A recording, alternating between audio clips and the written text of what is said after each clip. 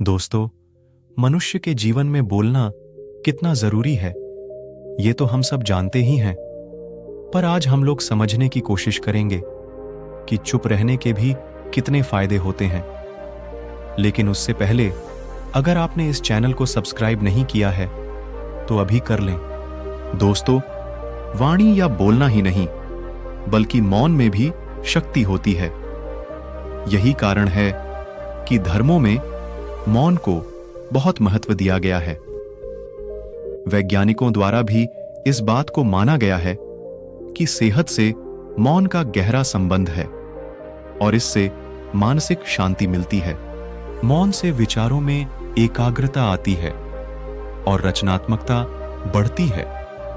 इसलिए जितने भी साधु, संत या तपस्वी हुए, सबने मौन रहकर और ध्यान लगाकर ही संसार के गूढ़ ज्ञानों को प्राप्त किया। हमारे जीवन में एक नहीं, बल्कि बहुत सारे दुखों का कारण बोलना ही है, क्योंकि हमारी समस्या यही है कि हम चुप नहीं रह सकते। हमेशा कुछ न कुछ बोलते ही रहते हैं और आपके बोलने के कारण ही आधे से ज्यादा दुख निर्मित होते हैं। परिवार में कलह क्लेश का कारण भी हमारा बोलना ही होता है। आप जितनी भूख उतना भोजन खाते हैं, जितनी जरूरत उतना कार्य करते हैं। लेकिन क्या आपने इस बारे में कभी सोचा है कि आप कितना बोलते हैं? क्या आप उतना ही बोलते हैं जितनी आवश्यकता है, या अनावश्यक ही सारे दिन बोलते हैं? इस बारे में कभी अकेले बैठकर जरूर सोचिए कि आज आपने दिन भर में कितना बोला, क्या बोला, और सबसे जरूर कि क्यों बोला। इनमें से कितनी बातें जरूरी थीं और कितनी अनावश्यक। मनुष्य की प्रवृत्ति ऐसी है कि वह अपने मन में चल रही बातों को दूसरों को सुनाना चाहता है और दूसरा भी आपके साथ ठीक वही काम करता है।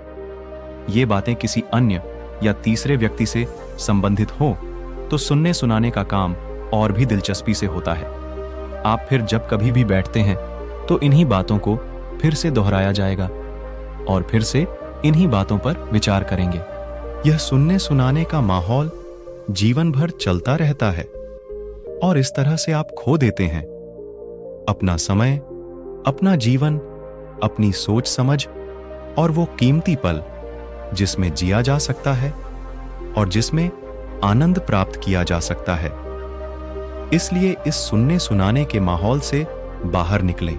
जब तक हम बाहर की ओर बोलते रहेंगे, हमारे भीतर अशांति रहेगी।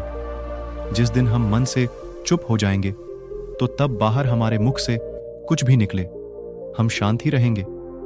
दुनिया में जितनी बुराइयां हैं, परिवार में क्लेश है, पति पत्नी में विवाद है, सब बोलने के कारण ही होते हैं। हम चुप रहना नहीं चाहते हैं, हमेशा सुना देना चाहते हैं। लेकिन व्यर्थ का बोलना ऊर्जा का नष्ट होना है।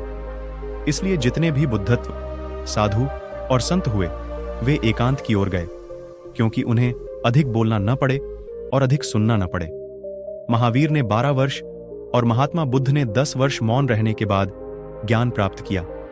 महर्षि रमण और चाणक्य भी मौन के उपासक थे। लेकिन आप इस संसार में रहकर भी एकांत रह सकते हैं। इसके लिए आपको अपनी उन ऊर्जाओं को बचाना होगा जिसे आप व्यर्थ के शब्दों में नष्ट कर देते हैं। इसलिए उतना ही बोले जितना जरूरी हो। दोस्तों, आशा करता हूं कि आपको आज कुछ सीखने को जरूर मिला होगा। अगर आपको वीडियो पसंद आई हो तो इसे लाइक, कमेंट और शेयर करें। मिलता हूं आपसे अगले वीडियो में। तब तक के लिए नमो बुद्धाय।